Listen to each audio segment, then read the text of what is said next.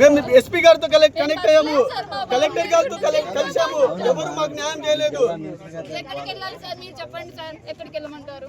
ఎవరి కలెక్టర్ దగ్గరికి వెళ్ళాము, ఎస్పీ దగ్గరికి వెళ్ళాం, మాకేం తెలియదు వెళ్ళిపోమన్నా సార్. స్కూల్ యాజమాన్యం దగ్గర డబ్బులు తీసుకొని మాకు న్యాయమే చేయట్లేదు సార్. వాళ్ళందరూ గుమ్మిపోయారు, మాకు న్యాయం అనేది జరగట్లేదు సార్. ఎమ్మెల్యే గారితో మాట్లాడాం సార్, ఆయన ఇన్ఛార్జి ప్రకాశం జిల్లా మొత్తం ఇన్ఛార్జి ఉగ్ర నరసింహారెడ్డి, ఆయన జస్ట్ ఫోన్ లో మాట్లాడి మీకు న్యాయం చేస్తాం అంతే సార్, ఇంకా మా దగ్గరికి రాలేదు. మేము అన్ని చోట్ల తిరుగుతున్నాము, పోలీస్ స్టేషన్ చుట్టూ తిరుగుతున్నాము.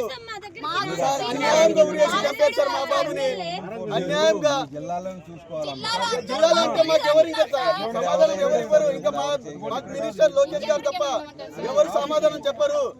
లోకేష్ గారి దగ్గర ఎవరు రెస్పాండ్ కాలేరు.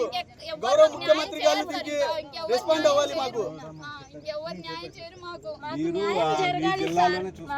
అది కరెక్ట్ కాదు సార్. మా జిల్లాలో న్యాయం దొరికినప్పుడు ఎక్కడికి వెళ్తాం సార్? సార్ 10 సంవత్సరాలు బాబుని ఉరేసి చంపేసి ఉరేసుకున్నాడు, బాబు ఉరేసుకున్నాడు అని చెప్పారు సార్. ఎంత దారుణం సార్, బాబు ఉరేసుకున్నాడు అని చెప్పారు. ఎక్కడికి వెళ్ళమంటారు?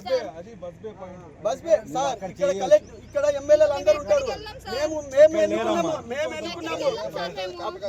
ఎమ్మెల్యేలను. మేము ఎన్నుకున్నప్పుడు మేము అడిగే హక్కు మాకుంది సార్, మాకు అడిగే హక్కు మాకుంది.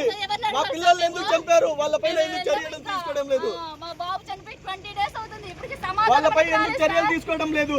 సమాధానం అనేది రాలేదు. ప్రతి ఒక్కరు కలెక్టర్ దగ్గరికి వెళ్తే మాకు తెలియదు.